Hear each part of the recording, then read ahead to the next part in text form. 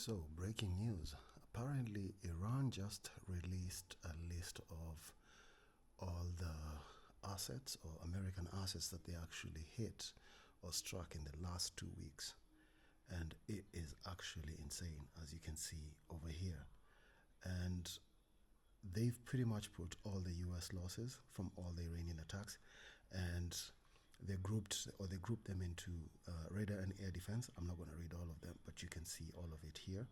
The list is up is over here. I'm going to reduce my size as well, and you can see everything. So that means radar and air defense. That's the command and control centers. I'm not surprised that we haven't heard that much from CENTCOM, considering they moved from Qatar, I think, to Jordan, and that was one of the places that actually got hit the last 2 weeks. Then there's satellite communication system, there's Patriot air defense system. Those are eight early detection, warning, and radar system. That is something that actually they targeted a lot, because I mean that one was one of the things that was preventing them from hitting the greatest ally before. Then second, okay, we go into support and logistics. That is fire jet and helicopter maintenance centers. That is actually quite important. And support and logistics centers. This means things like water, things like oil, things like spare parts and the likes.